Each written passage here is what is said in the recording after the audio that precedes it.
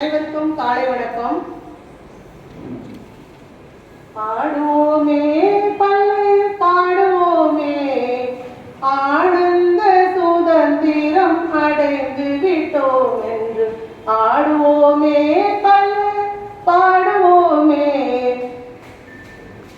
என்று பாடிய பாரதியின் வரிகளுக்கு ஏற்ப இன்று நாம் 79வது சுதந்திர தின விழாவை கொண்டாடி கொண்டிருக்கும் வேளையில் நாம் பாரதியை நினைக்காமல் இருக்க முடியாது. சுதந்திரம் என்பது என்ன? நம்ம எல்லாரும் சுதந்திரமா இருக்கீங்களா? நீங்களாம் சுதந்திரமா இருக்கீங்களா? அப்ப நம்மளை ஒருவர் கட்டுப்படுத்தி கொண்டே இருந்தால் அதற்கு பெயர் அடிமைத்தனம். யாராவது நம்மளை கட்டுப்படுத்தி கொண்டே இருந்தால் நமக்கு பிடிக்குமா? பிடிக்காது. அதுக்கு பெயர் அடிமைத்தனம்.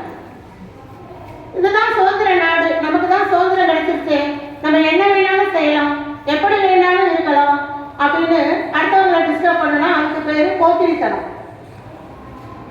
தனக்குத்தானே ஒரு கட்டுப்பாடு விதித்துக் கொண்டு இப்படித்தான் வாழ வேண்டும் என்று இருப்பதுதான் உண்மையான சுதந்திர மனிதன். இப்ப சொன்னாங்க, ஒரு நாடகம் நடிச்சாங்க, பார்த்தோமா? யாரை பத்தி நடிச்சாங்க? யாரை பத்தி இப்ப நாடகம் நடந்தது? வெரி குட், சொல்லுங்க. திருப்பூர் குமரன். இது ஒரு சின்ன ஒரு சாம்பிள் நாடகம். அதுவே எப்படி இருந்தது? ஆங்கிலேயர்கள் எந்த அளவுக்கு நம்மளை துன்புறுத்தினாங்க அப்படிங்கிறதுக்கு, ஒரு அடிமைப்படுத்தினாங்க. அப்ப அடிமையா இருந்த மக்களை சுதந்திரம் பெற செய்த பல்வேறு தலைவர்கள், நம்ம சுதந்திர போராட்டத்துக்காக பாடுபட்ட எண்ணற்ற தலைவர்கள் பற்றி நமக்கு தெரியும். அதுல முக்கியமானவர் நம்ம தேசத்தின் தந்தை என்று அழைக்கக்கூடிய மகாத்மா காந்தி. இந்த மகாத்மா காந்தி எந்த வழியில எடுத்துக்கிட்டாங்க அப்படின்னாக்கா அகிம்சை வழியை எடுத்துக்கிட்டாங்க. அகிம்சைனா என்னமா? அகிம்சை என்பது அவர் எந்த விதமான துப்பாக்கியோ பீரங்கியோ ஆயுதங்கள் இன்றி அவர் என்ன செஞ்சாரு? உண்ணா நோன்பு இருந்து பல முறை சிறை சென்றாலும் தன்னையே அவர் வருத்தி கொண்டுதான் சுதந்திரத்திற்காக பாடுபட்டார். அப்ப அகிம்சை வழி என்பது கத்தியின்றி இரத்தமின்றி யுத்தம் ஒன்று வருகிறது, சத்தியத்தை நித்தியத்தை நம்பும் யாரும் சேருவீர் அப்படிங்கிற மாதிரி அவர் என்ன செஞ்சாங்க? கத்தியின்றி இரத்தமின்றி ஒரு உண்ணா நோன்பு இருந்து ஆங்கிலேயர்களே இவர் இப்படி ஒரு வைராக்கியமா மக்களை போராட்டத்தில் ஈடுபட்டு, ஒரு ஆயுதங்கள் எதுவும் இல்லை, அவர் ஒரு துப்பாக்கி வச்சிருந்தா நம்ம ஒரு பீரங்கியால போய் அவங்களை தாக்கலாம். ஆனா அவர்கள் எடுத்துக்கொண்ட அகிம்சை வழியானது ஆங்கிலேயர்களே என்ன செய்ய வச்சது? ஒரு கட்டத்துல மனம் இறங்கி அவர்களுக்கு சுதந்திரம் கொடுத்து விடலாம் அப்படிங்கிற ஸ்டேஜுக்கு அவங்களை கொண்டு வர செய்தது. நம்ம பாடல்கள் மூலமா பாரதியார் என்ன பண்ணாரு? நிறைய சுதந்திர விழிப்புணர்வு ஏற்படுத்துற மாதிரி நிறைய கவிதைகள் எழுதினாங்க. யாராவது ஆங்கிலேயர்கிட்ட நம்ம நாட்டுல ஒரு ஏதாவது வந்தே மாதிரம் அப்படின்னு ஒரு வீர வழக்கம் விட்டாலே போதும், உடனே என்ன செய்வாங்க? அவங்கள அடிக்கிறது, துன்புறுத்துறது, அந்த மாதிரி செய்வாங்க. அப்ப அடிமைப்பட்டு கடந்த இந்த இந்தியாவில் அடிமைத்தனத்தில் இருந்து விடுதலை பெற செய்ய நிறைய தலைவர்கள், நம்ம ஆண்கள் மட்டும் இதுல கிடையாது, பெண்களும் நிறைய பேர் சுதந்திர போராட்டத்துல கலந்து கொண்டாங்க. நமக்கு ஆண்கள் தான் எப்ப பார்த்தாலும் நம்ம சொல்றோம் பேசுறோம். இப்ப நீங்களாம் பொம்பளை பிள்ளைங்களா இருக்கிறதுனால வட இந்தியாவில் ஜான்சி ராணின்னு கேள்விப்பட்டிருப்பீங்க. ஜான்சி ராணி லட்சுமிபாய் அவங்கள கேள்விப்பட்டிருக்கோம், பார்த்துருக்கீங்க. நம்ம மாறுவேட போட்டியிலலாம் நாடகமெல்லாம் வேஷம் போட்டு பேசும்போதெல்லாம் நம்ம பார்த்துருக்கோம். அவங்க சுதந்திர போராட்டத்துக்கு ஒரு சிறந்த வீர பெண்மணியா இருந்தவங்க.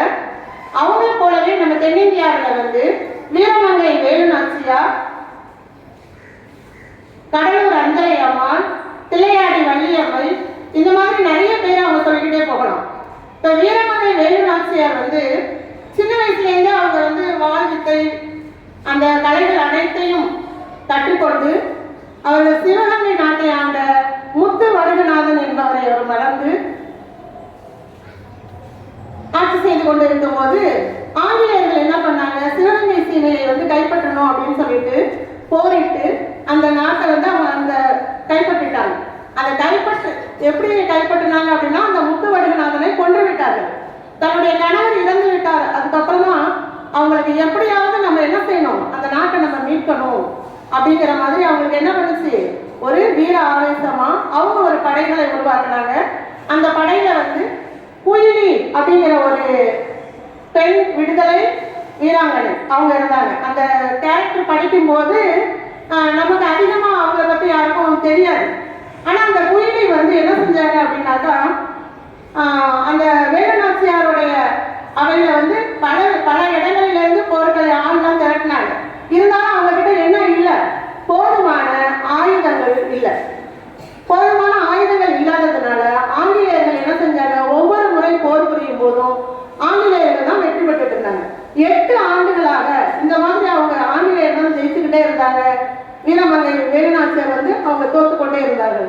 இதை உணர்ந்த அந்த குயிலி என்ன பண்ணாங்க அப்படின்னா, சரி எப்படி இந்த வாட்டி நம்ம எப்படியாவது நம்ம ஜெயிக்கணும் இந்த முறை அப்படின்னு அவங்க யோசிச்சுட்டு இருக்கும்போது, நம்ம ஆயுத பூஜை சமயத்தில் என்ன பண்ணுவாங்க அப்படின்னா, ஆயுதங்களை எல்லாம் எடுத்து கொண்டு வந்து சுத்தம் பண்ணி ஒரே இடத்துல கொண்டு வந்து ஆங்கிலேயர்கள் என்ன பண்ணாங்க, ஒரு கிடங்குல வச்சிருந்ததை இவங்களுக்கு அதை சாதகமாக பயன்படுத்திக்கிட்டாங்க. இவங்க உடனே என்ன பண்ணினாங்க, சரி இந்த ஆயுதங்கள் அனைத்தையும் இருக்கிறதுனால தானே நம்ம ஒவ்வொரு முறையும் தோத்து கொண்டே இருக்கிறோம். இப்போ ஆங்கிலேயர்கள் தெரிஞ்சு இந்த ஆயுதங்களை நம்ம அழிச்சிட்டோம்னா நம்ம எப்படியாவது இந்த முறை வெற்றி பெற்று விடலாம் அப்படிங்கிற எண்ணத்துல என்ன பண்ணினாங்க, அவங்க வந்து அங்க எரிந்து கொண்டிருந்த விளக்கு ஒன்று எரிஞ்சிட்டு இருந்தது அந்த கிடங்குல, ஒரு விளக்கு எறிவதற்காக வைத்துக் கொண்டிருந்த அந்த நெய்யை எடுத்து தன் மேல ஊற்றி கொண்டு அந்த தீபத்திலே தன்னையை பற்ற வைத்துக் கொண்டு அந்த கிடங்குக்குள்ள உள்ள போயிட்டாங்க. உள்ள போனோடனே என்னாச்சு, ஆங்கிலேயர்களுடைய அனைத்து விதமான ஆயுதங்களும் வெடித்து சிதறியது. அப்ப ஆயுதங்கள் இல்லாம ஆங்கிலேயர்கள் என்ன ஆயிட்டாங்க, நிராகரியா ஆயினாலே அந்த உடனே என்ன செஞ்சுட்டாங்க, அந்த முறை வீரமங்கை வேலுநாச்சியார் வெற்றி பெற்று அவங்களுடைய சிவகங்கை சீமையை மீட்டாங்க. இந்த ஒரு கேரக்டர் வந்து அவங்க வந்து ஒரு தன்னைத்தானே மறைத்து கொண்டார்கள், தற்கொலை எண்ணம் அப்படின்னு கூட சொன்னாலும் அது வந்து ஒரு கோழைத்தனமான தற்கொலை இல்லை. எதுக்காக அவங்க தற்கொலை பண்ணி கொண்டாங்க என்று இன்று வரைக்கும் நம்ம என்ன செஞ்சுட்டு இருக்கோம், வரலாற்றில் நம்ம அவங்களை படித்து கொண்டிருக்கிறோம். சரியா? அப்ப இது எதுக்காக இந்த ஒரு நிகழ்ச்சியை சொல்றோம், இந்த ஒரு பெண் விடுதலை வீரர்கள் எல்லாம் சொன்னோம் அப்படின்னா, நீங்களும் பெண்களாக இருக்கக்கூடிய நீங்கள் எல்லாரும் என்ன செய்யணும், ஒரு தைரியமா இருக்கணும், தன்னம்பிக்கையோட இருக்கணும் அப்படிங்கிறதுக்காக இந்த ஒரு சம்பவத்தை மட்டும் சொன்ன மிஸ். இப்ப ஒரு சின்ன கவிதையை மட்டும் சொல்லி நான் வந்து நிறைவு செய்கிறேன். எத்தனை போராட்டங்கள், எத்தனை தியாகங்கள், அண்ணல் காந்தி அகிம்சை ஆயுதம் ஏந்தி வ.உ. சிதம்பரனார் சிறையில் செப்பிழித்து மீசைக்கனி பாரதி கவிதைகள் மூலம் தேசப்பற்றை வளர்த்து திருப்பூர் குமரன் கொடிவிடுத்து போராடி வேலுநாச்சியார் வெள்ளையனுக்கு எதிராக வெகுண்டெழுந்து மருது சகோதரர்கள் தன்மான சிங்கங்களாய் வளம் வர தூக்கு கயிற்றை முத்தமிட்டவர் பலர் வீர மரணம் அடைந்தனர். பகத்சிங்கின் வீரம் அனைவரின் இரத்தத்திலும் பாய்ந்தது. வெள்ளையனே வேறு வழி இல்லாமல் தடுத்தார். தன் நாட்டிற்கே திரும்ப சென்றார். சுதந்திர நாட்டை திரும்ப பெற்றோம், பெற்ற சுதந்திரத்தை பேணி காப்போம். இப்ப இந்த கவிதையில அனைத்து விதமான தலைவர்களும் எந்தெந்த வழியில போராடினாங்க அப்படிங்கிறது வந்திருக்கிறதுனால இந்த கவிதை வந்து ரொம்ப நல்லா இருந்தது. அதை உங்களோட பகிர்ந்து கொண்டேன்.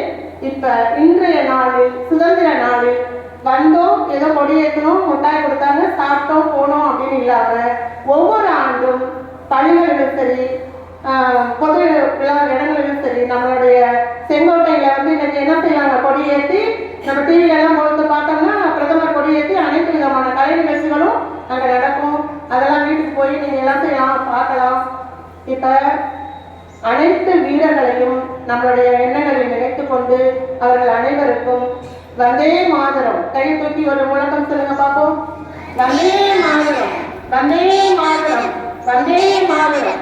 ஜெய் ஹிந்த். நன்றி, வணக்கம்.